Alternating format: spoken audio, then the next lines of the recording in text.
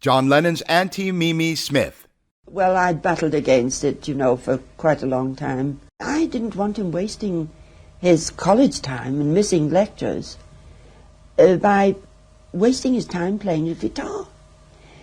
Whereas his training would lost. These things come and go.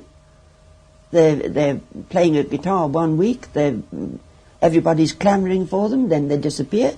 Nobody ever hears of them again.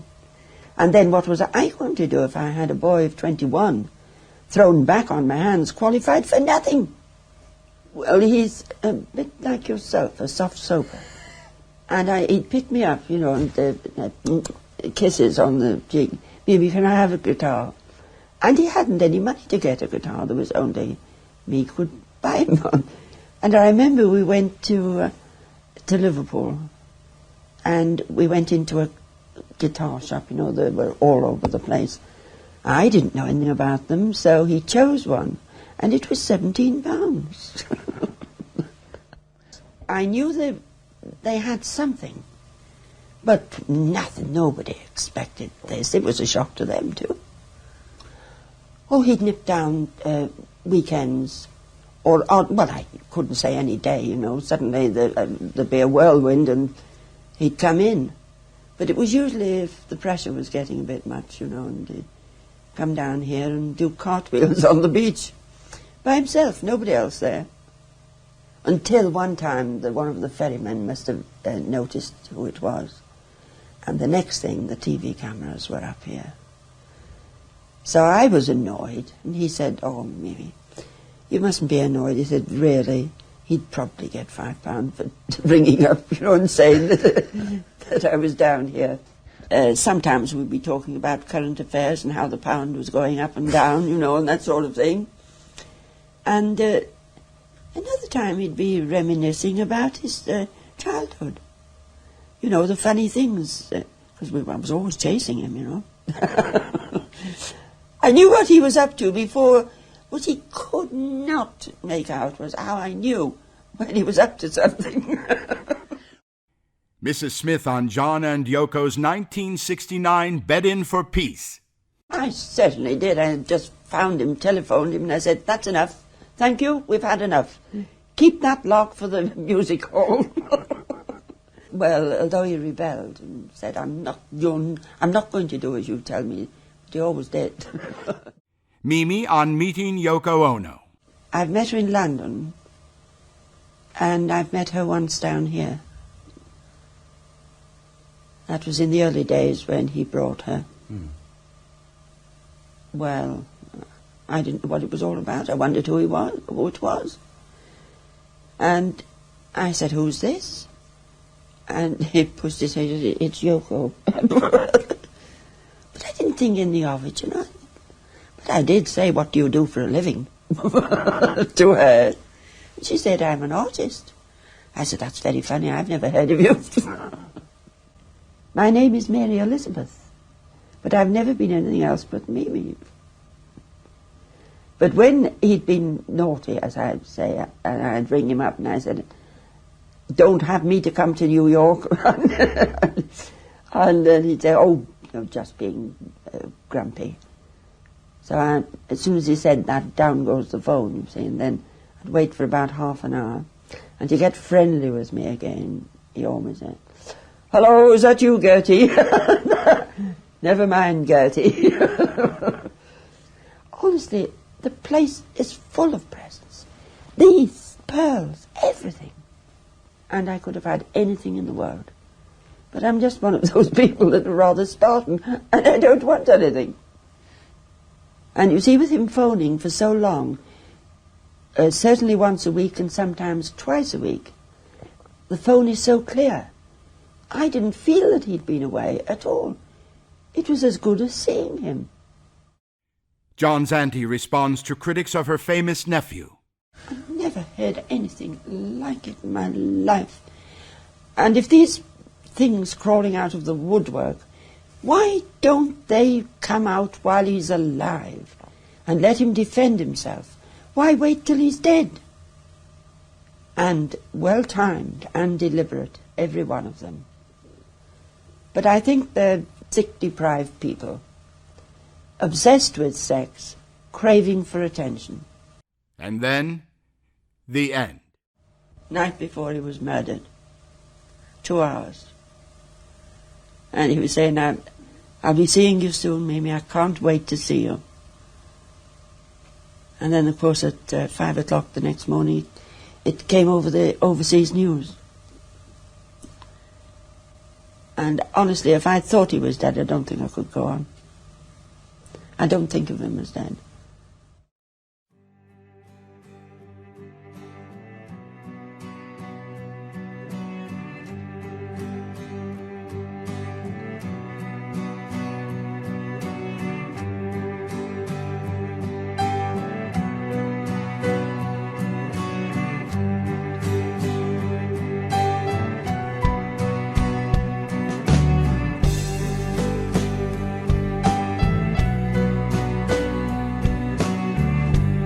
During another of her husband's extended stints abroad, a very pregnant Julia Lennon packed her tiny suitcase and checked into the maternity hospital in Oxford Street. Just after 7 o'clock the next morning, on October 9th, 1940, with Liverpool under heavy bombing from the Nazis, John Winston Lennon was born. John quickly grew into a very clever, dreamy little boy. By the time John was 3 years old, Freddie and Julia had called it quits, and John went to live with his Auntie Mimi Smith and Uncle George in Woolton. Julia had met another man by the name of John Dykins, says Mimi. Taking John would have been very difficult for her, so I offered to look after him myself. Leela Harvey, John's first cousin, was perhaps Lennon's closest friend and confidant up until the age of 15. She remembers the controversy surrounding John's earliest days. Mimi said to her, and I was in the room, and Mimi will not deny it, you are not fit to have this child. She wanted to take John to live with Bobby there.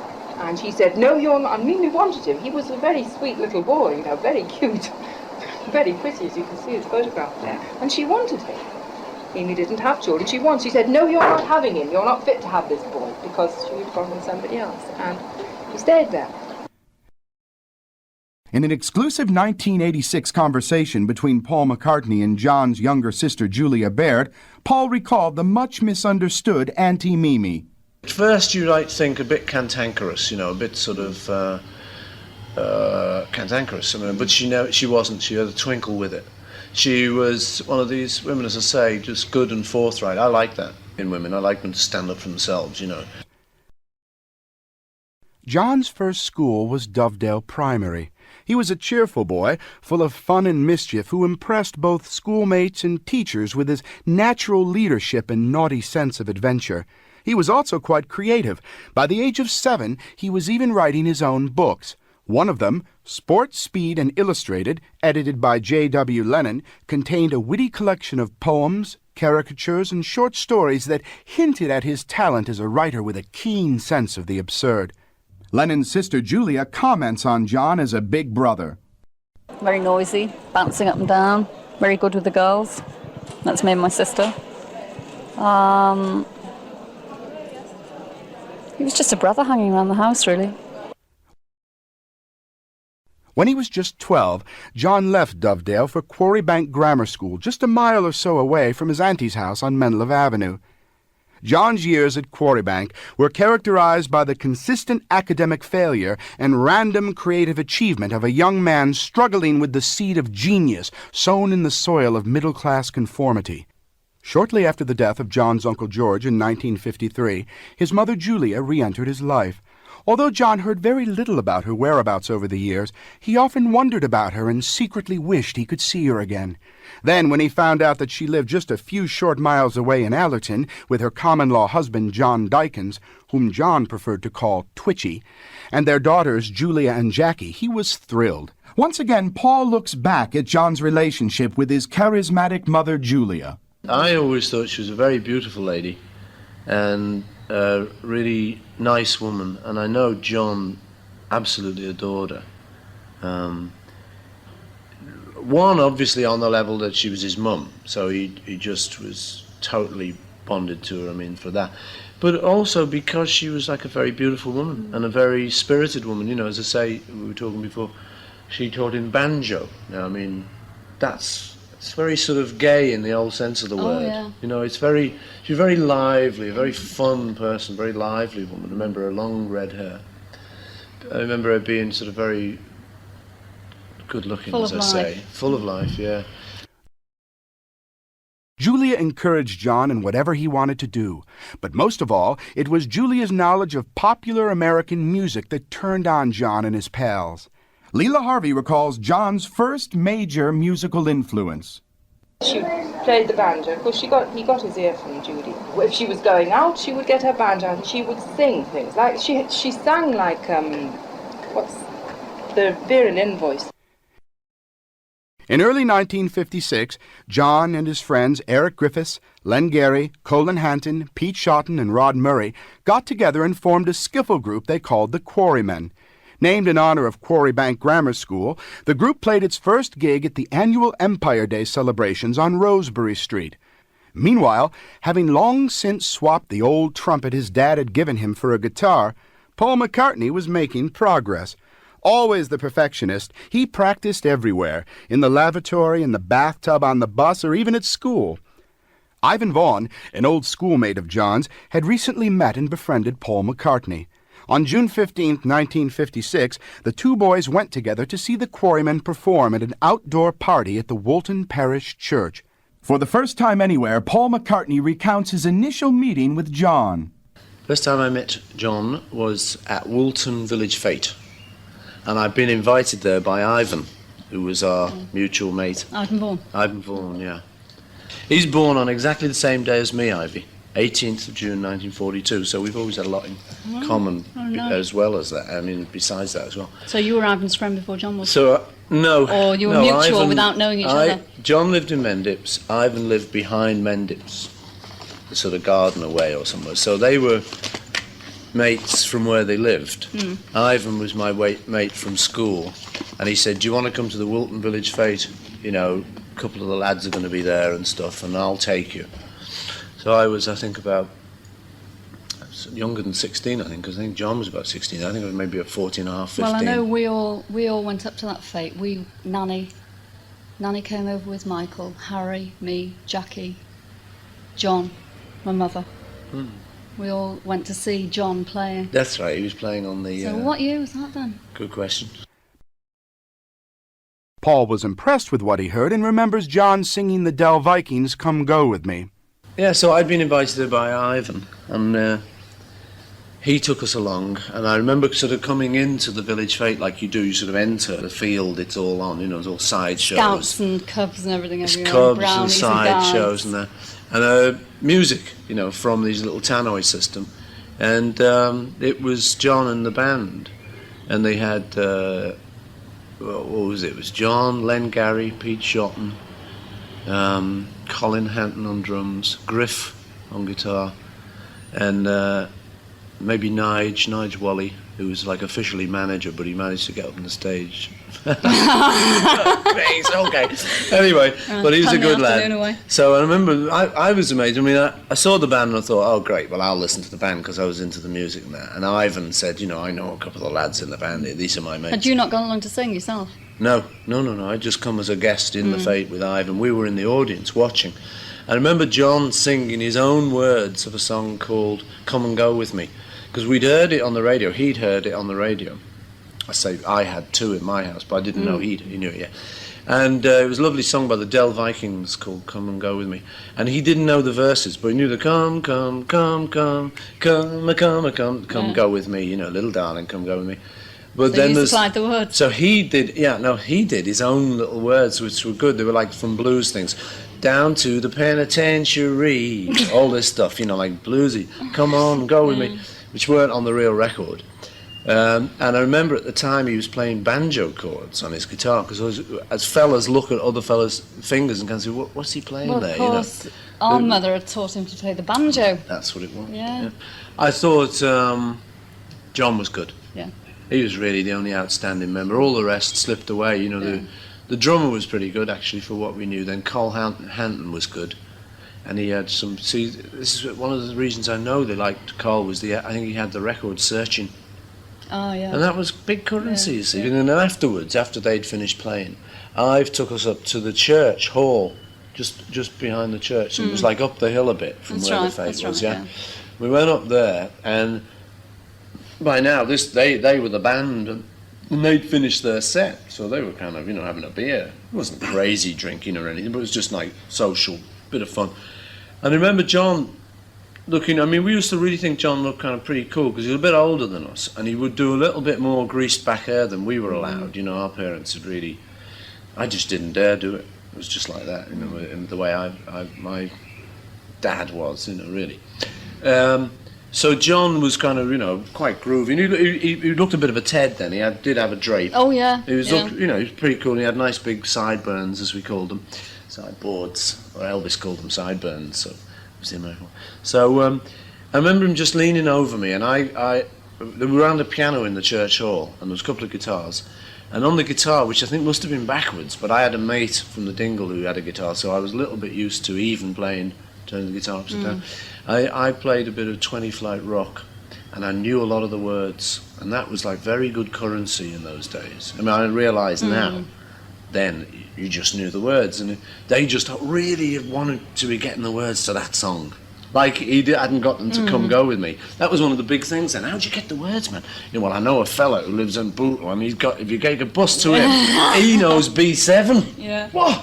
And we'd all pile on the bus to go and learn a chord, like almost. And the words were the same, so it's a great thing if anyone knew the full words to 20 Flight Rock, and I'd learned them up, I got the record. And then I got asked to join the group, I think on the strength of knowing 20 Flight Rock. And I think I also sang Long Tall Sally as well. Those were my two little... Long Tall Sally was my Little Richard thing, I still do, I was doing it last year. Yeah. And the Eddie Cochran is the 20 Flight Rock thing, and it was the words there, that was the really hip thing, I got a girl with a record machine. Great words, all those early rock and roll words. So that was lovely, that was the first time I met John. Then, in early 1958, Paul introduced George to the Quarrymen, and more important to music history, to John. By the time George had become a bona fide member of the Quarrymen, things had begun to look up for the band. But personally, John Lennon was undergoing difficult times. On July 15, 1958, his free-spirited mother, Julia, was knocked down by a car and killed while crossing Menlove Avenue. Though Leela had long since moved away from home, she still kept in close touch with her family. Here she recounts hearing the tragic news of Julia's death. Got a telegram, I remembered exactly. Judy, car accident, died, car accident, Friday, funeral Tuesday. And I just dropped everything, I think, poor John. McCartney, too, remembers the sad occasion and the effect it had on his mate, John. When you look back, all you kind of see is a word, sort of something like tragedy or something written in black. You just don't see much more. And the only way we could help was that I'd had the same thing happen to me. So I couldn't really help him or say anything. But, it's a funny little thing. It's funny, it's kind of cruel, but it's boys and it's teenage. Was the thing I really remember was that a year or so after it, when he was not getting over it, because I don't think you get over things like that, but the shell was returning. He could bluff it out a bit better. The act was coming back together again. People would meet us together, and they'd sort of say, and how's your mum then? And I'd say, she died just a few years ago. And he'd have that, and we knew that people would go, I'm awfully sorry. Oh my God! And we used to have a laugh about that. We kind of say, yeah, watch out, look at this. It wasn't kind of cruel, it was a way of masking our real feelings. But that gave us a little bit of a bond, we'd kind of say, oh God, here we go, look, he's going to ask, how's your mum? And then, oh no, and we'd both kind of laugh as the person wriggled with embarrassment. It was a thing we both knew about. That I don't think you help each other with that, but it gave us some little link where we could have a little laugh and relieve our own pain, I suppose. Around this time, John left his aunt's pleasant, decidedly middle-class home and moved into a very shabby one-room flat at 3 Gambier Terrace with his good friend Stuart Sutcliffe. John was now attending classes at the Liverpool College of Art and soon began playing occasional lunchtime sessions with his group, now renamed the Silver Beatles, in the student lounge. Sister Julia, meanwhile, recalls that John was certainly no scholar. He rebelled against school. He didn't like the uniformity of it. It wasn't for him. He rebelled against art school as well by not working when he got there. I don't know what he would have done if he hadn't broken into music. Asked about John's relationship with Cynthia, Paul had this to say. Cyn was John's original girlfriend at art school, and it was the time when you wanted to turn your girlfriends into Bridget Bardot. So we both turned John off. adored Bridget Bardot. I know, anyway. we all did. You know, we were all just at the age for a sex goddess to be there taking her clothes off. Like I say, you know, at that age, there's no contest. Something as gorgeous as that, you know, you just, oh, hello. And we were smitten, all of us. And so, but all the girls preferably had to be sort of blonde and look like Bridget and pout a lot. So I know John and I kind of had these sort of little secret talks where we kind of intimated that we were, without saying it actually, you know, it sounds crass when you say it, but the idea was to sort of turn your girlfriend into Bridget Bardot, Liverpool's answer to. So my girl was Dorothy Rohn I was going out with, and John was going out with Cynthia, and we kind of didn't sort of double date, but we were both going out with girls at the same time. And I think we got them both to go blonde and wear miniskirts. After tiring of being known as the Quarrymen, the group had briefly been called Johnny and the Moondogs. John and Paul even performed a few gigs under the unlikely name of the Nurk Twins. By this time, the group had gone through a succession of different drummers and had finally settled on a quiet, strangely good-looking fellow from West Derby by the name of Pete Best.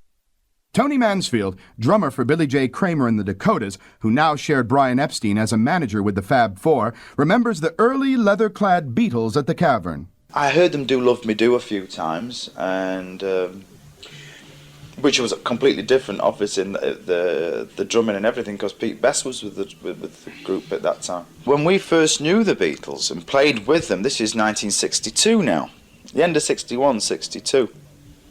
So they'd had a lot of numbers actually written, right? Their act was did a lot of rock and roll, a lot of favourites like The Crowd Like Hippie Shake and things like that. They used to do that, and Mr. Moonlight, you know, by Dr. Feelgood and the Interns, you know. Paul did quite a few Little Richard things like, you know, Oh My Soul and things like that. I don't think he did Oh My Soul. They were very entertaining, especially on a lunchtime session, because it was more laid back, because people, you know, a lot of people were out of work. And I always remember John walking up to the stage with his butty in his hand and a cup of tea in the other, you know, and coming out with comments like, I was going to finish my butty first, you know, and things like that, and all the girls, you know, and the fans, you know, would start to, you know, shouting out to John, you know, and John would come out with all these wisecracks. And they also used to do commercials, you know, from the television, you know, like Omo washes not only white, not only da da da, you know, and you know they sort of worked something out, the three of them, you know, and they're just farting around, you know. Almost from the very beginning, Paul admired John for his cool worldliness and staunchly middle-class upbringing. Here he remarks on a hitchhiking trip the two boys made to Paris. We went to Paris. It was supposed to be Spain, but we couldn't get past Paris. We enjoyed that so much. On the strength of his 100 quid when he was 21, we went hitchhiking. We kind of said, well, look, I mean, we can get to Spain on this, you know, 100 quid, you know, and he was kind of, you know, I don't think he was funding me so much as he was spending. Yeah. And I'd be there for the banana milkshake. You know, I just happened to be there while he was spending, you know. I think I kind of paid my own way, but we hitched down. And we realised that in hitching, in those days, was much safer, obviously, than it is to hitchhike now, I mean. And we realised you had to have a bit of a gimmick. So we both had these leather jackets, and we had got bowler hats. We thought, that'll take the edge off the kind of hoodie look, you know, the sort of ruffian look. These bowlers, and then you kind of go, wait, and people stop, you know, because there's a couple of daft guys in bowler hats, you know, they don't look like a threat. So we hitched down to south, Hoek van Holland or somewhere, Harwich, Hoek van Holland, somewhere like that. Got over to Paris anyway, got a bit drunk on the French beer. It was great, because we'd been drinking beer, the British stuff, and we felt we could handle that, but it's this foreign stuff, it really went to our heads. So we had a kind of quite fun crossing there. It was great. It was so adventurous. I'd never done anything like that. I'd hardly ever been out of Liverpool. I'd been to Pwllheli, Skegness and Leamington Spa. That had been the whole of my travels, you know. So it was very exciting just to get off on your own with like a mate like John. Alan Williams, an aggressive, fast-talking Scouser with a keen eye for a fast buck, was the first real promoter to take an interest in the Silver Beatles. He liked the boys personally and figured they might one day even have a shot at becoming professional. Acting on their behalf, he negotiated a deal for them to appear in Hamburg at Bruno Koschmider's Indra Club. The Beatles played Hamburg twice during a short period, from August to December 1960 and from April to July of 1961. Paddy Delaney, the big-hearted bouncer at the Cavern Club, was especially good friends with Lennon. That is, until one fateful encounter. The Beatles were on tour. It was one of the first major tours of the country. I went up to the Blue Peter, run by Alan Williams, and I saw the back of this fellow sitting on the stool by the bar. He had a light blue mohair jacket, suit. And I walked up, I said, no, that can't be. It looks very much like it, but it can't be. It was John Lennon sitting at the bar. He had a scotch in front of him. Now, I remember when they were sharing 2 pints of bitter, that's 2 beers between 4 of them, and taking a sip out of it, each, and passing the glasses round. Hello, John. What the hell are you doing here? Hello, Pad. Having a drink. A typical answer from John Lennon. You know, nothing about the tour, just having a drink. As if he didn't have to answer for anything. No, he said, you'll have a double scotch. I said, John, I'm having my supper. You know, I'm going home now. This is the usual thing. Oh, so this is where you get yourself. You know, this is the way you carried on. We had a double scotch. And one thing led to another. He paid for the glass of bitter, he paid for the double scotch after that, and a double scotch after that, and a double scotch after that. Now, when I'd entered the Blue Angel, it was 12 o'clock, and 4:30 on a bright summer's morning, I practically thrown out the taxi outside my door, and I was told that I was shouting all over the place, I'll get you, Lennon, on Saturday night. I'll break your bloody neck. Because I had to go to work at 8 o'clock, and I would have had a full night's sleep. He's giggling all over the place, falling all over the cab, laughing his head off. But as it turned out on the Saturday night, it was arms round each other, just laughing and joking about what happened on Thursday. It was hard to believe that when he first took over the Beatles, that Brian had been unable to interest any of the major record labels, and that it was only by the luckiest of coincidences that he landed a deal with Parlophone. As time went by, it became apparent that despite his popularity, Pete Best didn't really have a future as a Beatle, and so local drummer Ringo Starr was brought in to replace him. Tony Mansfield remembers. Even though Pete wasn't a particularly good drummer, very good-looking boy, but he just didn't seem to fit in physically, or even mentally, as you found out later, with the boy's sense of humour or the music. He wasn't good music. I'm talking now as a drummer about another drummer. I thought he was a beautiful person. He really was, Pete, a real gentleman. And that goes for all the boys. They were very polite and they were nice to work with. Now, everywhere the Beatles went, they were pursued by hordes of screaming, crying, swooning young women. Father Tom Mackenzie, known affectionately as the inspiration behind The Lonely Cleric and Eleanor Rigby, recalls his first encounter with Cynthia Lennon. One of the questions I was asked, are the boys married? Now, I didn't know much in the early days about the personal aspects of the boys, until one night a young lady come and stood on the stage, and I said, I'm very sorry, but you can't stand on the stage, you have to go downstairs. She said, well, I've got permission from a gentleman in a grey suit down below. Well, I knew that chap in the grey suit was Mr. Buckley, the promoter. So I went and checked with Mr. Buckley, and I said, is it true that you've let a lady come up on the stage? He says, yes. He said, that's Cynthia Lennon. I went up and apologised to her, but this was the first time I knew John was married, and I always kept it to myself. When the girls asked me down below, the young girls, is John married? I'd say I don't know. I never leaked it out. It wasn't that John denied he wasn't married. It was that the girls in those days thought he wasn't married, but he never denied it, you see. As the Beatles toured the United States, the pattern of lunacy that constantly surrounded them began to take its toll. Alistair Taylor, the Beatles' longtime personal assistant and Apple executive, looks back on the early days of the Beatles' stellar success. If you weren't there, you can't begin to understand the pressure and the way of life. I don't care a damn how many books you've read, how many people you interview, who says what. I can't convey to you what it was like. It was... I mean, I know, I was... Although I was close, even I was under pressure, and I was not remotely in their league, and it was unbearable. And they had to do something. You imagine, you can't walk down the street, you can't go in a car, you can't do anything without being torn to shreds.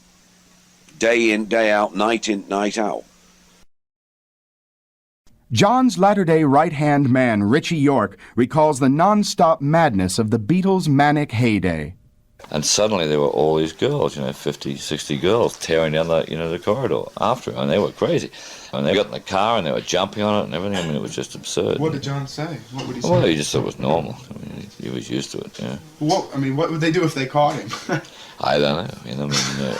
It was pretty deadly trying to dodge it. Was it frightening? Yeah, it was. All these kids, who knew what was going to happen next? That element of it, I think, destroyed. Any chance they might have had, of having any one-to-one relationships with fans. Very difficult. Although things were going reasonably well for John, the dim specter of his runaway father Fred was always there in the back of his mind. Unfortunately, Lennon's worst fears came to fruition when, after the Beatles first made it, Fred Lennon suddenly reappeared. The only thing I knew was that it was this great pity that he'd reappeared through a newspaper report, Sunday People or something, and he was Beatles' dad. Washes dishes in the Bear Hotel in Esher. And then I was with John at that time when he had to kind of out. Luckily, we had a good, robust nature because, bloody hell, isn't that typical? We could laugh it off like that, and he went to see him and everything. I don't think I ever met him. But what was worse, what made it absolutely impossible for the Beatles to continue touring for any extended period of time, was the undeniable reality that in the midst of all this chaos, the audiences had forgotten the music. One of the most controversial situations John found himself in occurred when he offhandedly remarked to a journalist friend that in his opinion anyway, the Beatles were more popular than Jesus. Quite predictably, all hell broke loose. Lennon later attempted to explain his side of the situation in a 1966 Beatles press conference. I just never thought of repercussions. I never really thought of it. I wasn't even thinking, even though I knew she was interviewing me, that she was going to, that it meant anything. What's your reaction to the repercussions? Well, when I first heard it, I thought it can't be true. It's just one of those things like bad eggs in Adelaide and things. And then when I realised it was serious, I was worried stiff. Because I knew sort of how it'd go on. And the things that get said about it, and all those miserable-looking pictures of me looking like a cynic, and they'd go on and on and on, and it'd get out of hand, and I couldn't control it. I can't answer for it when it gets that big, because it's nothing to do with me then. A disc jockey in Birmingham, Alabama, who really started most of the repercussions, has demanded an apology from you. He can have it, I apologise to him if he's upset and he really means it. I'm sorry. I'm sorry I said it, really, for the mess it's made. But I never meant it as a lousy or anti-religious thing or anything. And I can't say any more than that. This was, all in all, quite a lot of madness for four provincial young men from the north of England to endure. And so it was that when the Beatles laid down their instruments after their last number at Candlestick Park in San Francisco in August of 1966, they said goodbye to public performing forever. To me, I kind of, in a way, sort of played down the John and me thing. You know, I've never really tried to say, yeah, I'm the guy who wrote all the songs with him, I'm the guy who knew him the best. Well, I am. That's what I mean. And it's suddenly dawning on me that... it was a partnership, wasn't it? That's what I mean. From the days you're talking about, the days we're talking about, Walton, from then, we always were trying to write these little songs. We eventually succeeded on a minor level. Then we succeeded on a total mega level, you know. As the Beatles' music developed, the themes in their songs became much more introspective and colorful. First, there was the meditative tone to Rubber Soul and Revolver, followed by the hallmark work, Sgt. Pepper's Lonely Hearts Club Band. Amongst the many gems included on the album was the controversial Lucy in the Sky with Diamonds, which many were certain spelled out the initials of the dreaded heaven and hell drug, LSD. In a rare 1984 interview with this author, Julian Lennon remembered the actual origin of the song. Yeah, well, I came up the drive from school. I'd just been dropped off. And I was waddling along up to the house with this big picture in my hand, which was all water blurry, you know. I mean, how good can you paint a 5, you know? But... I mean, it was just a school friend, Lucy, that I'd drawn in this picture. It was just green grass at the bottom and a dark blue sky at the top with very, very rough-looking stars, you know, and curly little blonde locks from my little school girlfriend, Lucy, you know. And Dad said, oh, what's that, you know? And I said, oh, that's Lucy in the sky, you know, diamonds. As time went by, the Beatles became largely dissatisfied with the worldwide success that they had worked so hard to achieve. As a result, they absorbed themselves in several more esoteric pursuits, including experimentation with psychedelic drugs and even a brief fling with Indian guru Maharishi Mahesh Yogi. 60s superstar Donovan accompanied the boys on their trek to inner enlightenment. I spoke to him in 1985 about the experience. All right, well, there's a nice story. We're all gathered together in Maharishi's bungalow, 4 Beatles, 1 Beach Boy, and Mia Farrow, and me. And Maharishi's on the floor sitting cross-legged, and we were all standing, and it was all sort of, we'd just arrived, and it was a kind of an embarrassed silence in the room. And John Lennon's always the funny one, and he's a great wit, was a great wit and a great humorist. And in the silence, he decided to break the silence, and he walked up to Maharishi as he sat on the floor, and he patted him on the head, and he said, "There's a good guru."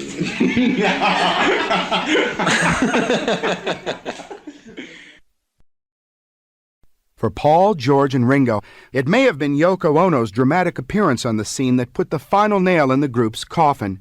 Richie York remembers. The Beatles were over, and Phil Spector was over remixing Let It Be. None of them even showed up at any of the sessions, right? None of them liked the album, but they didn't even, show up at the session. So you really can't blame Phil totally for that, fiasco. They couldn't be bothered doing, the sort of things, that John wanted to do. Like he'd write the Ballad of John and Yoko, right? And it'd be such a hassle to get them to record. They couldn't be bothered. They're off on holidays or into this or.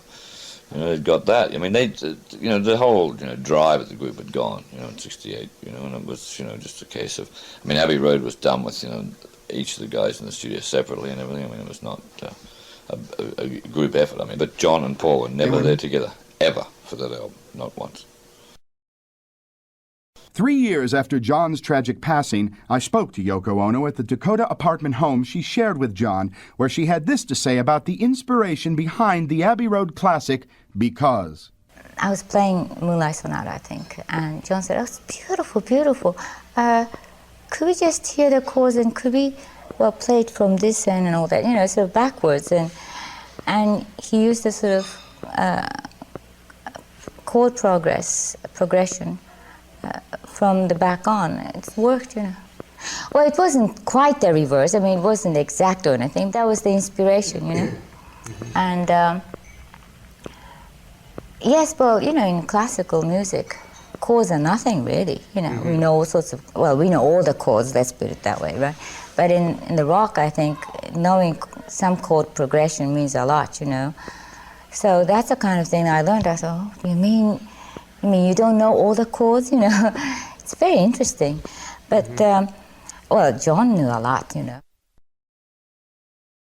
Another big problem for the boys was the rapid disintegration of their multi-million-pound Apple empire and the inevitable squabbles that ensued over how to manage it properly after Brian died. Alistair Taylor. The boys. They were. They were stupid.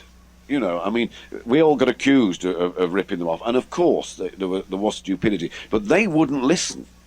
I tried to tell them this, and it was my idea that they eventually got Klein in. I didn't suggest Klein.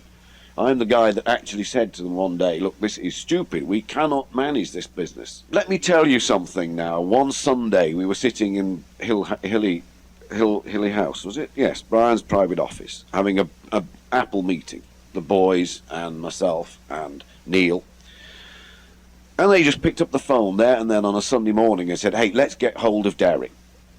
And they rang Derek Taylor in Los Angeles when he was with the Beach Boys and said, pack your bags, just come. And I said, well, what's he going to do? You know, oh, fuck that, I don't know, we'll find something. You know, and then when Derek arrived, and he said, okay, well, I'll set some kind of business up. And there was talk about making it one of these dispatch rider express delivery things. This literally happened. And then it came up, who we're going to have to run publishing. So Derek said, hey, there's this marvellous guy in it, get him on the phone, get him here. And they were just pulling people in and saying, oh, well, shit, what are we going to do with them? Oh, it doesn't matter, we'll think of something, you know. So is it any wonder money was flying out? They accused everybody else of ripping them off. But I mean, they just gave carte blanche. I mean, people buying genuine antique desks for their office, you know. I mean, and Ron Cass had this incredible all-white office, which cost the earth. I mean, it was unbelievable. Peter Asher had real old master paintings on his wall in his office. You know, I mean, it was just, oh, well, it's the Beatles, plenty of money, let's spend. You know, and we had this crazy idea of two cordon bleu chefs, you know, two girls. The idea was great. I mean, I went along with it very much. I think it was my idea, because the idea was, here we were, entertaining people, spending a lot of money in restaurants. And I said, look, this is much more sensible. Here we've got this beautiful house in Savile Row. Let's have our own cooks. They weren't, you know, they've been called chefs. There were two girls out of the cordon bleu school, right? But it was never used for that. We still took people out for lunch, and the only people that dined there were Peter Brown and Neil Aspinall having, you know, 8-course lunches, you know, with Mouton Rothschild wine, you know, and there was this huge metal cabinet full of vintage wine and champagne. It was unbelievable. And you go in, and there they are, sitting there, no visitors. You know, yeah, great stuff, great stuff. Tony Mansfield remembers the final dissolution of the Beatles as a group. I think the people around them also had a lot to do with them being split up as well. You know, I mean, there's this thing with Alan Klein and with the Apple thing. You know, the boys had so much on the go for them, and they put trust into so many people, and so many people took them for a ride. That's, you know, it's like a business. It was getting out of hand. Well, it was a business. You know, I mean, look how much money the boys have generated. That's it. I think it was inevitable they had to split. Musically, too, the boys had some very real troubles. George and Ringo were intent on busting out on their own and no longer felt the need to restrict their musical presence to the sometimes stifling boundaries of the Beatles' delicate framework.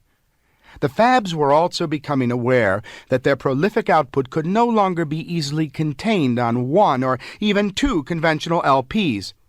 Paul, ever the wide-eyed entertainer, found it increasingly difficult to identify with John and Yoko's avant-garde musical offerings and nearly hit the roof when, on November 29, 1968, they shed all remaining bonds of conformity by appearing nude on the cover of their Two Virgins LP. Richie York insists that towards the end, the Beatles meant very little to John. I mean, John was only interested in the Plastic Ono band and his own individual situation. He didn't give a damn about the Beatles. I mean, you get the chart numbers from Billboard magazine early for him, you know, and what he wanted to know was what the Plastic Ono were doing. He couldn't care what the Beatles. Who cares? He'd say, Beatles. You know, couldn't give a shit. Paul did his best to, you know, persuade him that no, you know, hang in, you know, but John didn't want it. It was over. Peter Brown, the Beatles' trusted aide and Apple manager, recalls the staff's initial reaction to Yoko. Paul tried to dig Yoko. It wasn't possible to dig Yoko at the time, and she was thrust at us, and there was no way that you could take Yoko in those days. It was natural for John and I to meet. I was in Trafalgar Square standing in a bag, saying that this was my peace statement or whatever, And when we got together, and John and I were one day sort of lying together, as usual, and sort of saying, oh, what about this and that, and what about the working class? And he was bringing out the working class a lot, just to sort of get to be, or you just sort of like let them eat cake. I thought, well, look, well, what did you do for peace? I mean, what was I doing standing in Trafalgar Square? Oh, I see, that's what you were doing? Okay, well, look, why don't we stand in Trafalgar Square together, in a bag? I said, okay, well, if you want to do it, you can do it. And then he said, no, well, that's a bit too much. Why don't we go in a Rolls, and bring out all these beautiful picnic sort of stuff, and just have a picnic in Trafalgar Square. That's more style, And saying, well, all right. Despite the many difficulties, however, John and Yoko bounced back and were quietly married on March 20th, 1969, in a simple ceremony in Gibraltar. Peter Brown recalls the particulars of John and Yoko's unusual nuptials. What people don't realize is, that John and Yoko were very hurt at that time because, they had been, largely through their own fault, I mean, they'd made themselves the center of a circus, a media circus. And whatever they did was causing, derision in many ways. But the thing is that the romance and the relationship and the love between them was very sincere. And when they wanted to get married, they really wanted to get married in a special way. And Johnny wanted to get married quite a long time. I'd been in Holland once weekend, and he tried to call me up at home and found that I was in Holland and tracked me down in Holland and said, oh, that's a great idea. You stay in Holland and we'll come there and we'll get married there. And I said, you can't do that. And then, of course, when Paul got married and it was a media circus, they were all the more determined not to go through that. And that's when he insisted with me, find somewhere fast, that I can get married without a problem. And that's when I discovered I tried everywhere. And I discovered that Gibraltar was in this peculiar situation of being part of the British setup, but far enough away and remote enough so that there wasn't a press corps. Realizing that their celebrity status would never allow them the luxury of a truly private honeymoon, they jetted off to Amsterdam, where they announced plans to hold a 4-day bed-in for peace at the Amsterdam Hilton. Well, why don't we just sit in the bed? Well, it's easier, isn't it? Because we were sitting in bed then, So what are we going to do? Invite the reporters announce them that we're just sitting in bed for peace, And then he started to see the windows, and it's in the Kenwood bedroom, actually. Oh, but then all these reporters would be climbing up the window and everything, it'd be terrible. No, we won't do that. So then eventually, let's go to a hotel and do it. It was that, Despite their well-known socio-political escapades, John and Yoko were amazingly productive during the final hectic days of the late 60s.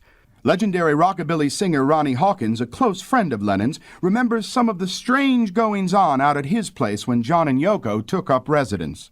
Everybody was on the grease form and doing everything that they could. It was almost embarrassing for them, I think. And at that time, they were talking about the land of Bag. I don't know whether you've ever heard that deal or not. No. The land of Bag is a country.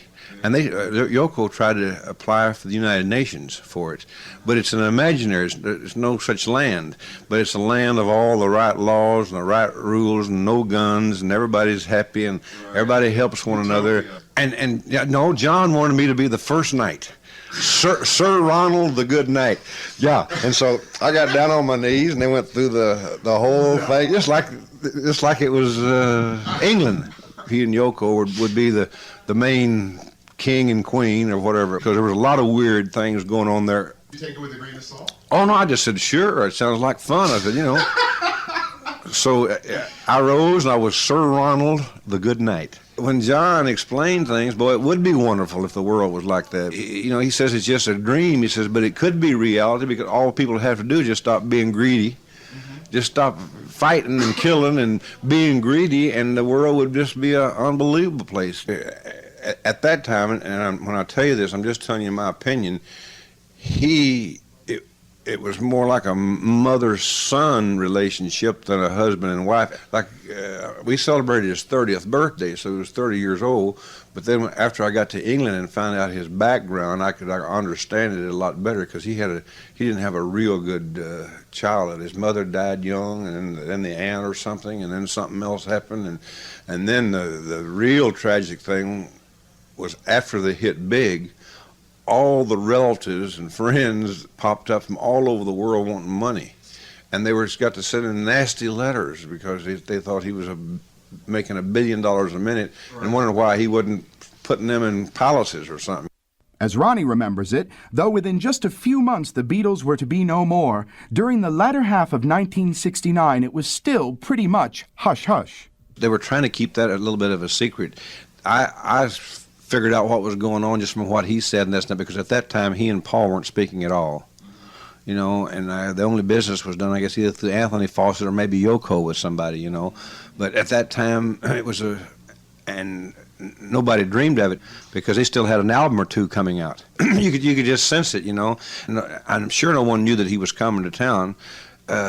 Because he'd just been through on a bed-in, but they came back through for the Peace Festival thing, and we got to see some documentaries on just regular TV from the States of the Beatles when they first landed. He said, boy, that was the most exciting time. He was talking about because it was, they went up really fast, and to be from Liverpool and nobody to the biggest thing in the world is a hell of a head trip, I'm sure. Some months after the Montreal bed-in, John and Yoko held their first formal press conference at the Ontario Science Centre in Toronto to announce plans for the John and Yoko Peace Festival to be held at Mossport Park in the summer. Ambling fearlessly into the lion's den dressed all in black, John and Yoko took their place center stage amongst the reporters and dived right into the session. Questioned on everything from what they thought about reincarnation to what type of toothpaste they preferred, the couple remained good-natured under the cross-examination and fielded many difficult inquiries with the aplomb of seasoned politicians. We have a hard time making people think we mean what we say in Britain. I mean, we consider this that, like, we're in the cabin now, we're in that stage, we haven't got out of Liverpool yet with this campaign, and we've got to break London and then America, it's like that. And I feel exactly the same as I did then about the Beatles as I do about peace and what we're doing now, and I don't care how long it takes and what obstacles there are, we won't stop, Is there any one incident that got you started on this peace campaign? Well, it built up over a number of years, but a sort of thing that struck it off was we got a letter from a guy called Peter Watkins, who made a film called The War Game, and it was a long letter stating what's happening, who's got, how the media is controlled, how it's all run, everything that sort of everybody knows, that bit. But he sort of said it in black and white for hours and hours on pages, and it ended up, what are you going to do about it? What are you doing? He said sort of people in your position and our position, because he's a sort of filmmaker, or have a responsibility especially to use the media for world peace. And we sat on the letter for 3 weeks thinking, well, we're doing our best, and all you need is love, man, and all that. But finally we came up and with the bed event after that, and that's what really sparked it off, It was like getting your call-up papers for peace. I'm scared to go into Vietnam and Biafra, and until I'm convinced that I do better there than I can do outside of it, I'll stay out, Like I'd go to Russia, but I'd think twice about China, because I don't want to be a martyr, and unless I'd like to play it safe, and be around. How do you answer accusations that kind of thing is bordering on naivety, that it just isn't as simple as... I don't think, let's see, if anybody thinks our campaign is naive, well, let's see. If anybody thinks our campaign is naive, that's their opinion, and that's okay. Let them do something else, and if we like the idea, we'll join in with them, But until Otherwise, we do it the way we are. We're artists and not politicians, not newspaper men, and not anything. We're artists. We do it in the way that suits us best. And this is the way we work. Like publicity and things like that is our game, you know. Because I mean, the Beatles thing was that, you know, and that's the trade I've learnt, and this is my trade, and I'm using it to the best of my ability, you know. Do you think something like hair as a source of entertainment that sells peace is effective? I think that the hair thing probably did some good, you know. I don't really know. I think it's all right, you know. It was a nice, you know, reflection. I mean, everything counts at this everything point. positive is nice. I like it, you know. Just the effect it had on people was good, I think. You ever tried to pitch your colleagues on the Beatles into doing tours that are strictly peace-oriented? Well, no, you know, because this is the first time there's been an actual peace-oriented idea, you know, a festival for peace. And I'll try and hustle them out, you know, and if I get, maybe I'll get one or two or something like that. I got George on the other night for UNICEF, and a lot of other people, you know. So I can't speak for the Beatles because I'm only me, you know. But if I can get them, if I could get Elvis, you know, I'll try and get them all, you know. Does that mean that Apple isn't necessarily involved in your peace work either? Well, I'll probably get all the Apple artists to tell you that. But Apple, you know, I'll try and make Apple pay for a few things, you know. John, can I ask a question about the Beatles? Yeah. As a foursome, do you ever expect to perform again? I know you had a bit of a hang-up with Ringo not wanting to. Well, it's like a few months ago George didn't. Now he's just been on tour with Bonnie and Delaney and Eric Clapton, you know, and I go off it and on it. And so there's four of us, you know. And I don't know how Ringo feels about it now, but I'm going to try and sew him up for July, you know. What about the future of the Beatles? Do you expect to remain as a foursome? I've no idea, you know. I've no idea. If we are comfortable and enjoy being the Beatles, we'll do it. And when we don't, we won't. That's always been the case. For the last 4 years, every time we've made a record, it's been a decision of whether to carry it on from there.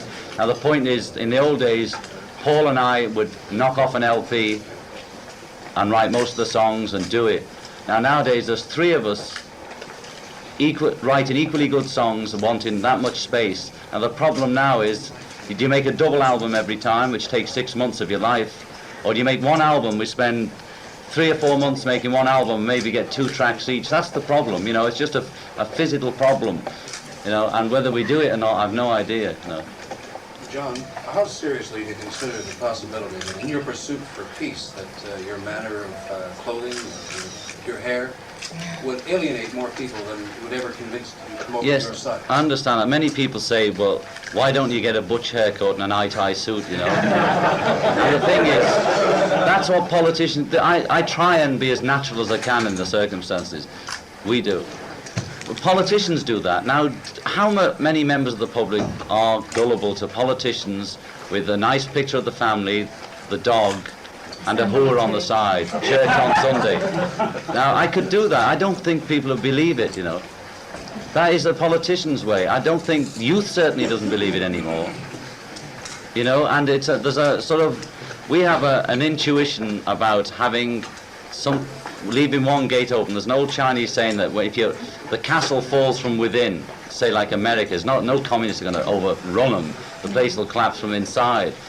And that always to leave one door open. If you have every door shut in the castle, the enemy will attack from every side and you stand a chance of losing. If you leave one door open, you can concentrate, they'll concentrate there. Our door is hair, or mentioning cold turkey on the MBE, some kind of relevancy to distract, so as the attack doesn't hit us, it hits some irrelevancy. And we try and be natural, you know. If I feel like cutting it, I'd cut it. How did the Dutch look when Paul gets? I've no idea. I'm now being credited as a great publicity campaign for the Beatles. Now, if I'd thought of that idea, I don't know how I would have put it into action, and whether I would have done it or not, I don't know. But it's I don't know how it started. It seems to me the same way as the guy that resurrected my comment about Jesus and got publicity for himself in his station, and it got out of his hands. I think it's the same kind of thing. Somebody just... I don't know. I can't understand it myself, you know. What we didn't want to do was become leaders. I believe in that Wilhelm Reich guy who says, don't be a leader, you know. We don't want to be the person people say, it was your fault we didn't get peace, or it was your fault this happened, you know. We want to be part of it. Like the people said the Beatles were the movement. The Beatles were only ever part of a movement. We were influenced as much as we influenced. And John and Yoko refused to be the leader of the youth movement for peace. That's dictatorship. That's dictatorship, you know. We want everybody to help us. We're just saying, listen, this is our flag. It's a white flag. You know, anybody else in the game. Well, there's 2 points of view about what happened in this last decade. And I take the positive view. I think the moratorium, Woodstock, Isle of Wight, and all those so-called irrelevancies, and the whole youth movement was what happened in this last decade, and not that the Black Panthers were killed, unfortunately, and all the rest of it. I believe this decade was a positive decade and the start of a new age. So I can only answer you with that, you know. I believe it's a positive decade we've just had. And that it's only the beginning of the change. That's the end of the old regime. When they get that desperate, that's desperation, you know. As Yoko says, you never see a killer smiling. The Beatles were never leaders, but people imagined they were, but now they're finding out, you know. And I won't be a leader, you know, and leaders are people that, you know, it's okay, I will be then, you know, and they have the badge on. Well, I'm not doing that. The only time we took drugs was when we were without hope. And the only way we got out of it was with hope, you know. And if we can sustain the hope, then we don't need liquor, drugs, or anything. But if we lose hope, you know, what is it all? What can you do? What is there to do, you know? John, could you have achieved that success without, or could you have achieved that hope without the success of the Beatles? Oh, the Beatles had nothing to do with the hope, you know. This is after. I mean, the Beatles made it 4 years ago, and they stopped touring, and they had all the money they wanted, and all the fame they wanted, and they found out they had nothing. And then we started on our various trips with LSD and Maharishi and all the rest of the things we did. And the old gag about money and power and fame is not the answer. We didn't have any hope just because we were famous. You see all that, Marilyn Monroe and all those other people, they had everything the Beatles had. That's no answer, you know. So we have the same problems. John and Yoko have the same problems and fears and hopes and aspirations that any other couple on earth does. Regardless of the position we're in or regardless of the money we have exactly the same paranoias of everybody else, the same petty thoughts, the same, everything goes for us. We have no super answer that came through Beatles or through power. You know, the Beatles in that respect were irrelevant to what I'm talking about. You know. John produced 6 top-selling albums during the 70s. The Plastic Ono Band, John Lennon, Imagine, Mind Games, Walls and Bridges, Rock and Roll, and Shaved Fish. By late 1971, though, the Lennons had tired of the laid-back lifestyle they were living in England and returned to New York for good. In June 1972, their 5th and perhaps most uninspired joint album was released. Aptly entitled Sometime in New York City, it was supposed to be a sort of three-penny opera gone rock, but ended up sounding somewhat haphazard and almost trivial. Nevertheless, it represented 2 important milestones in the couple's whirlwind life together. First, its blatantly left-wing lyrics aroused the suspicions of the conservative Nixon government, leading to John's difficulties with the Immigration Department. Second, it was the last time that John and Yoko seriously recorded together until Double Fantasy was released in 1980. Of all the many myths surrounding the extraordinary life of John Lennon, foremost amongst them is his heralded Lost Weekend. Back then, he split with Yoko and moved out to L.A., spending much time in the company of his great friend, Harry Nilsson. The Lost Weekend's history. We were bored and we were at a Joni Mitchell session, peeing in ashtrays and that sort of thing. Jumping out of cars? No, we never did that, Okay. as far as I remember. Spitting up blood? There was a little bit of that, yeah. But he just announced to the room, it was Warren Beatty, think of his eyes, and Joni Mitchell and Tommy Scott and a few people. And John just suddenly jumped up and says, I'm going to produce Harry Nilsson.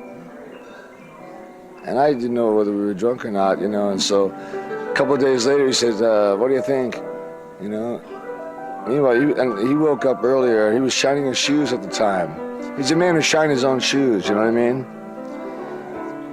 I said, if you're serious, man, you bet. So, what was it like there? You were living in a house with Keith Moon and bloody Ringo and John and everyone. It must have been 24 hours a day, party or what? No, of course not. You can't do that. We lived a normal, reasonable life. We'd wake up in the morning, well, about 1 o'clock. We'd eat food prepared by this couple we had serving us. And then at first we were very polite. Would you mind passing the, oh, thank you very much. Sugar, please? Oh, thank you. And then after a while it was, Keith, get your nose out of the ammo. And at 6 o'clock, the limos would show up and we'd drive to Warner Brothers and record and finish about 2 o'clock, come home, open up the brandy bottles and listen to the takes very loudly, get drunk and tell each other how good we were. Go to sleep and wake up the next day. So that's relatively normal. It's what people do when they go to 9 to 5s. Hard times temporarily subsided, however, when, on October 7, 1975, the U.S. District Court of Appeals overturned a previous deportation order against John, thus ending his 3-year battle to live and work in America. 2 days later, on John's 35th birthday, Sean Ono Taro Lennon was born. Thus, the self-described male chauvinist piglet became the world's most celebrated house husband, steadfastly shunning all offers either to perform or record. One of the most seemingly peculiar aspects of John Lennon's extended stint as a house husband was his almost overwhelming compulsion for, of all things, baking bread. Yoko remembers. John had that side of just making tea was very natural for him to do. So he'll make the tea for me or whatever. It was very nice, And bake the bread. Yes. So there's nothing new about that, really. But we were sort of trying to state that, yes, we can do that too, if you want to, And he had the side, a very vulnerable side. And I have the tough side, I suppose, as well. Just as much as the vulnerable side. So we can all sort of exchange roles once in a while, and that was very natural for us, All such domestic affairs aside, by August of 1980, John and Yoko were back writing and recording in anticipation of releasing a new album. This was terrifically exciting news for Lennon fans, as it almost certainly meant a world tour. John's first since the Beatles had called it quits back in 1966. Shortly after the release of the single Starting Over, Lennon commented on his current state of mind as regards the almighty business of rock and roll. Why were people angry at me for not working? If I was dead, they wouldn't be angry. If I had conveniently died in the mid-70s after my rock and roll album or Walls and Bridges, they would be writing all this worshipable stuff about what a great guy I was. But I didn't die, and it just infuriated people that I would do what I wanted to. I never could have written Starting Over in 1975. I'm finding myself writing like I used to. These past 5 years have helped me liberate myself from my own intellect and my image of myself. Peter Brown recalls that while visiting John at the Dakota, the widely held view that Lennon had retired from public life, unbelievable as it was true. I used to say to him, I don't believe you're doing nothing. And he would say, yes, I am. Despite John's newfound optimism, he was reportedly very nervous about the way that people would react to this, his first fully fledged artistic offering in 5 years. By late November 1980, Double Fantasy was steadily climbing the charts on both sides of the Atlantic. The ex-Beatle, it seemed, was solidly on the comeback trail. Interwoven into Lennon's brief respite of domestic order and sputtering creativity was his often volatile relationship with Yoko. To say that John's final days inside the Dakota were bleak is to understate. So possessive and domineering was Mrs. Lennon that John became little more than a bird in a gilded cage, a cage which would steadfastly hold the reclusive Beatle right up to his senseless murder on December 8, 1980.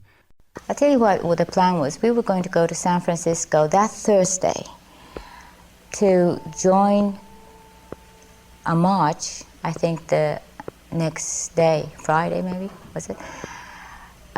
For equal payment for Oriental people in San Francisco.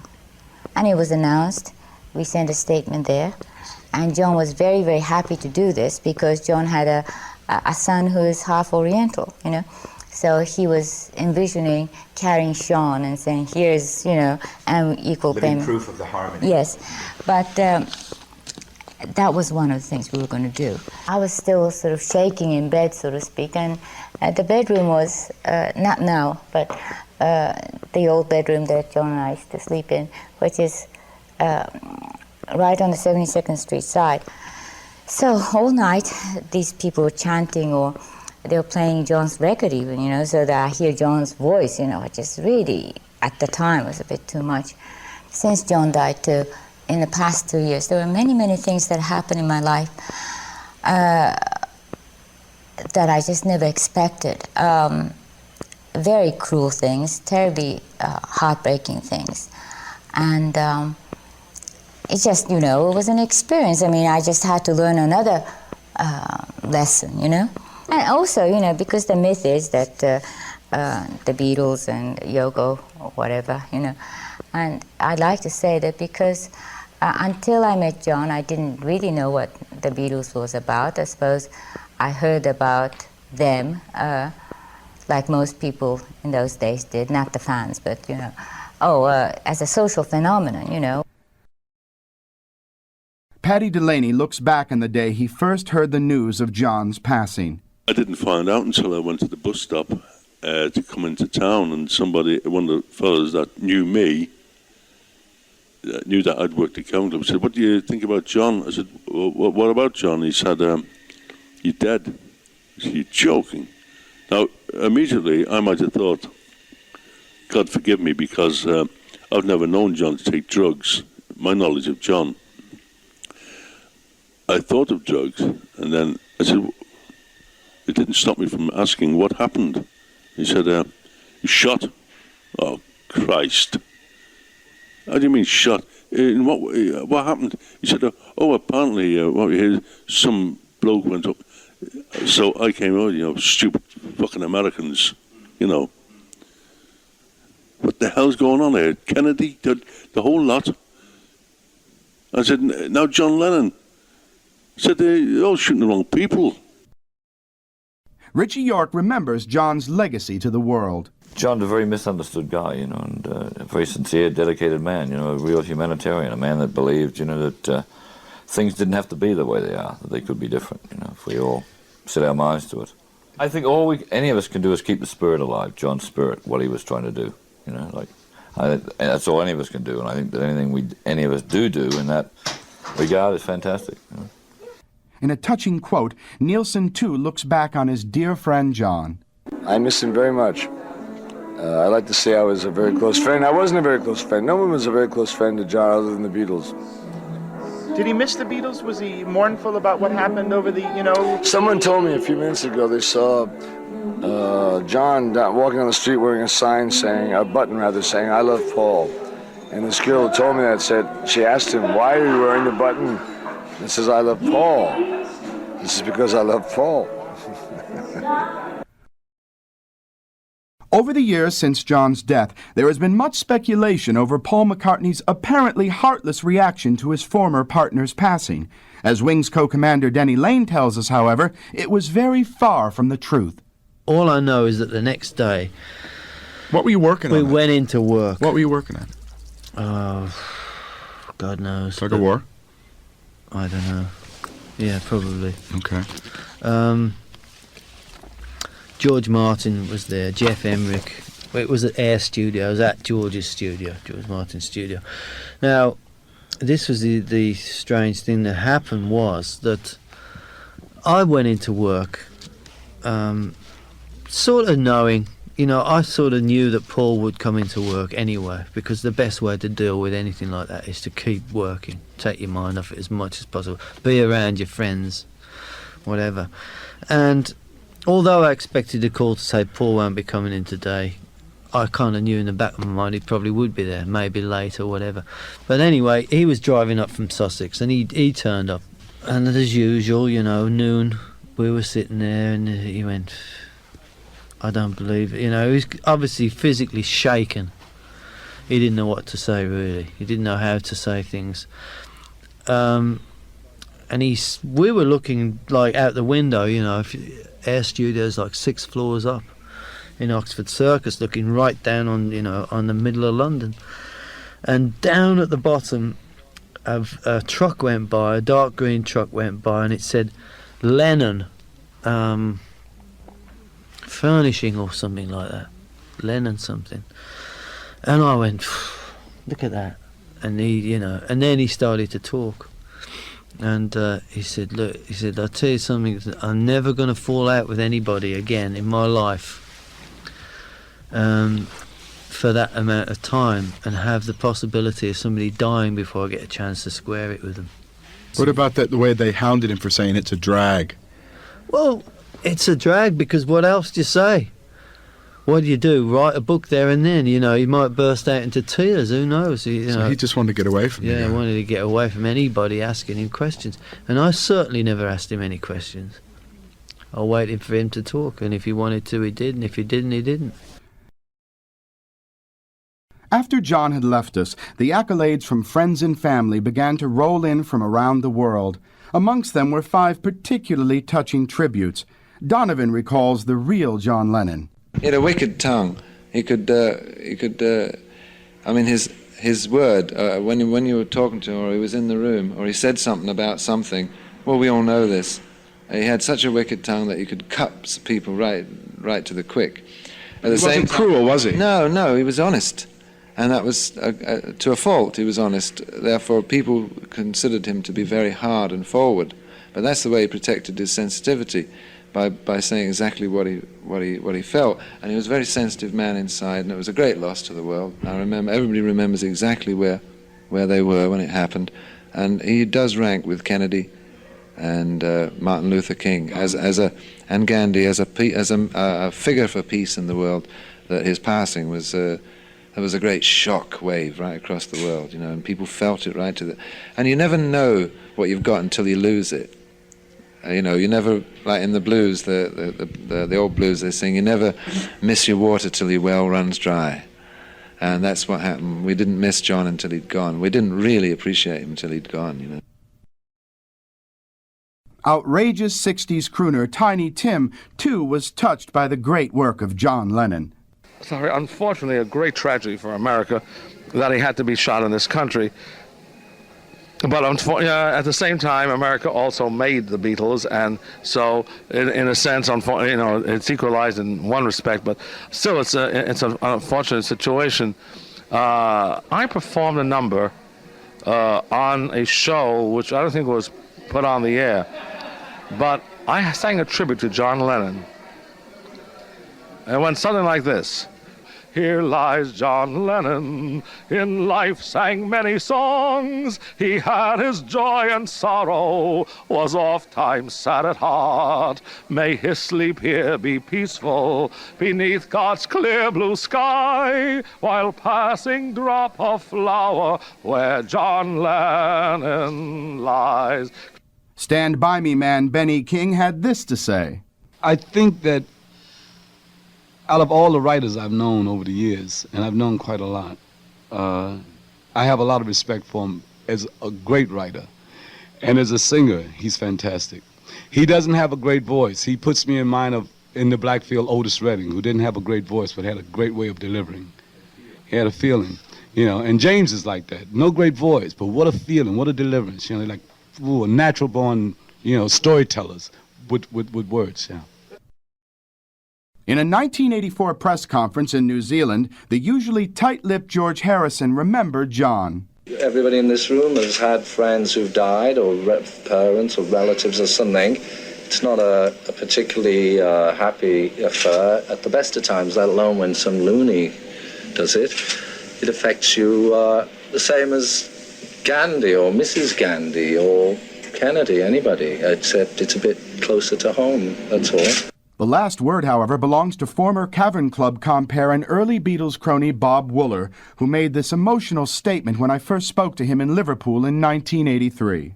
I said to a press guy, at the end of this century, your media, etc., will choose 100 people who were part of the 20th century, like Einstein or Roosevelt or Churchill or Hitler even, and you can rest assured John Lennon will be one of them. And he said, it wasn't indignant, but he said, do you think so? I said, of course. Of course. I did a short tribute to John, and I called it Shooting Star. Shooting star, teardrop in the sky. Sparks strike up. You struck sparks. Your name will not die. That's it.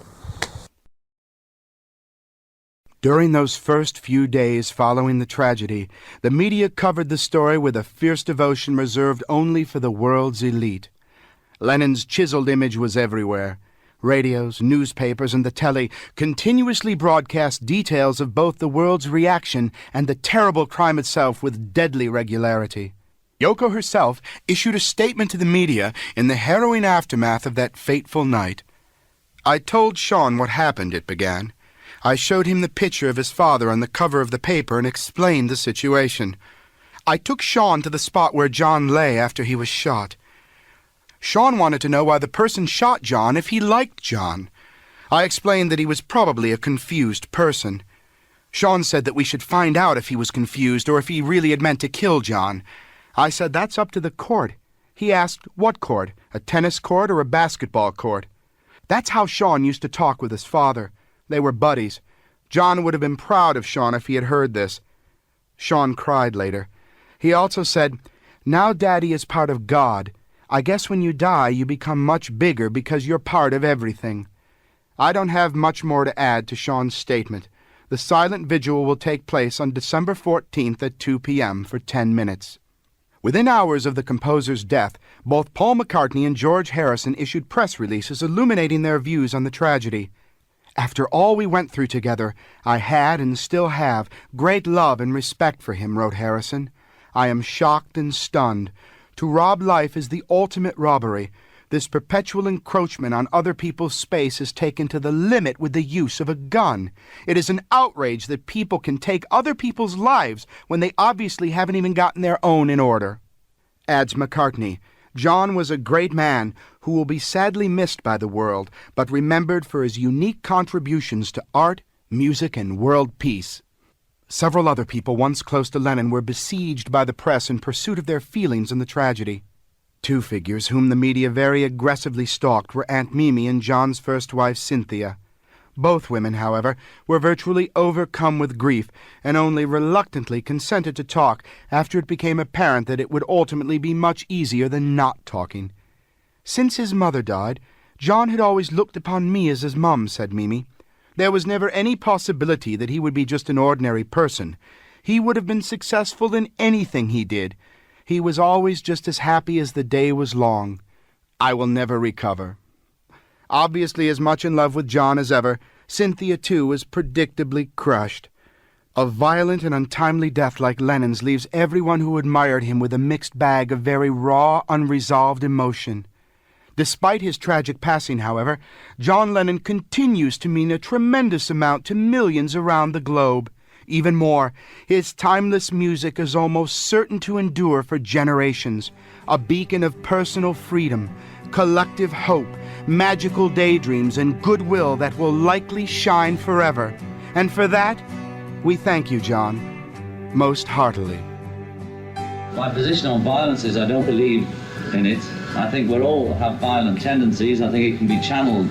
I think violence begets violence, as proved by the various marches and things that always end up with cops and people getting beaten up, or cops beating up people, or whatever it is.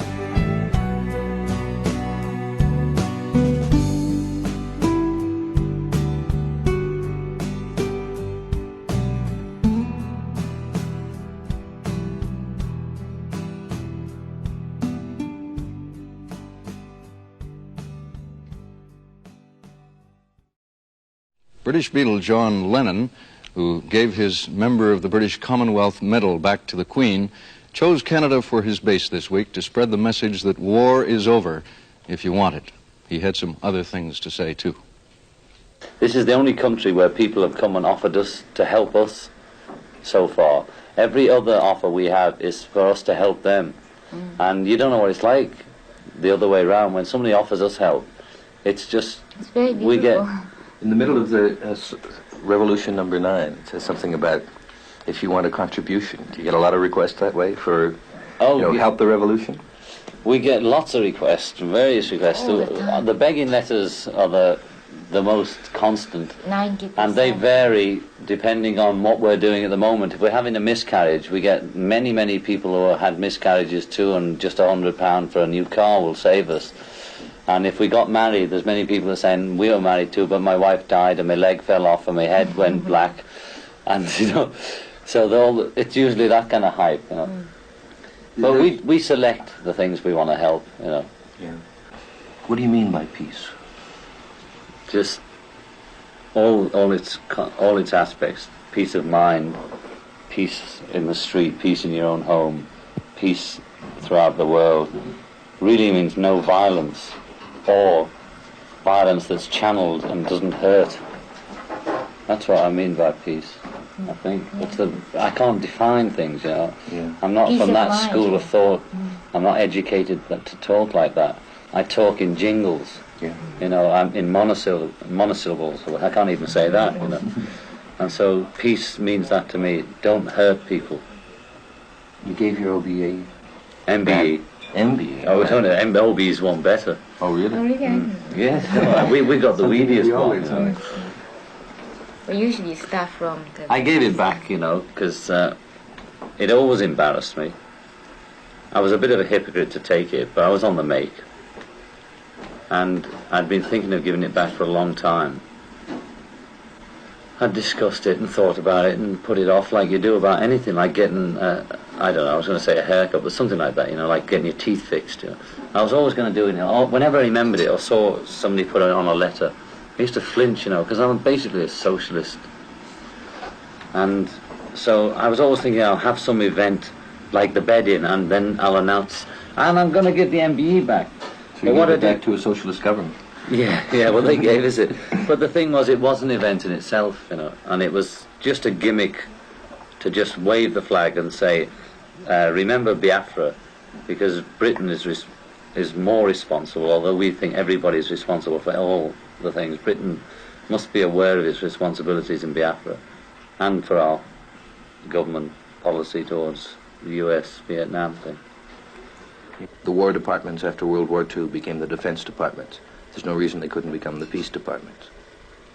Well, if peace really lost its meaning, we'd invent a word, Or another kind of slogan? Yes, another slogan. And perhaps another appearance, so that... Well, that happens naturally, It's intuitive, So if we need a new slogan, maybe we'll be skinheads in appearance only. We've just got a film from you, the Jonas Mekas Man. Yeah. And it's to go with... The Cold Turkey record, yeah. It's a strange story, because when we were in Montreal, Jonas Mekas, who some people will know is like daddy of underground films, was making these quick clips of us. Oh, we didn't know what he was making, now we can see it, And then he sent it to us in England with a message which we never received. Somebody opened the packet saying, play this with Give Peace a Chance, because we were doing the bed-in Montreal, and he was filming that. But we were looking around for a bit of film to show with Cold Turkey, like a promo film for the pop shows in England.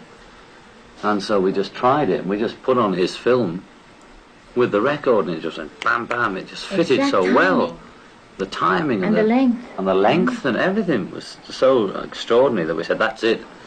So I don't know whether you'd be disappointed that it's not with Give Peace a Chance, but Cold Turkey's the message on this. Geoffrey Giuliano is the author of some 30 internationally best-selling books on the Beatles, John Lennon, and other iconic musicians of the 1960s. In 2006, his book, Paint It Black, The Murder of Brian Jones, was made into a film by Stephen Woolley and Nick Powell entitled Stoned, The Wild and Wicked World of Brian Jones. It remains a cult classic and the only film bio of the Rolling Stones. Giuliano is also a veteran journalist, having written for dozens of high-profile newspapers and magazines, including The Sunday People, The Daily Mail, The News of the World, The Mail on Sunday, Playgirl, and Rolling Stone.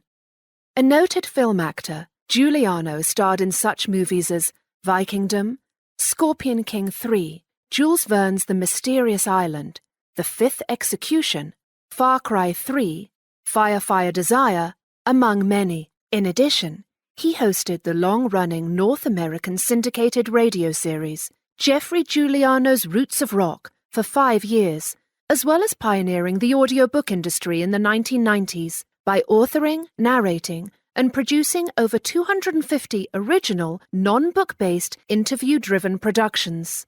Giuliano's publishers included Random House, HarperCollins, Delta Entertainment, Durkin Hayes, Playaway Audio, Speechworks, and B&B Audio, among dozens more internationally. In 1998, Random House acquired his firm Tribute Audio, for which Giuliano acted as CEO and publisher for 5 years. His best-selling audiobook, That Fateful Night, True Stories of Titanic Survivors in Their Own Words, was nominated for a Grammy. In 2014, Geoffrey Giuliano founded Icon Editions and G2 Media Arts to market his updated works as well as publish new projects. As a visual artist, Geoffrey has been showing in galleries across America since 1977, garnering impressive reviews. His first professional assignment was designing several T-shirts for The Who's Pete Townsend in 1976. Geoffrey also designed and illustrated many of his original rock biographies for the biggest publishers in the world from 1984 to 2006, as well as designing for his pioneering record label, Samba Records, in the mid-1990s. From 2006 to 2011, Geoffrey was also the primary designer for the French fashion house Cotai. When Giuliano first conceived of creating his own literary imprint, Icon Editions, he became responsible for illustrating and designing 35 book covers, several hundred CDs, DVDs, as well as dozens of promotional posters, and eventually an entire collection of exclusive fashion and art.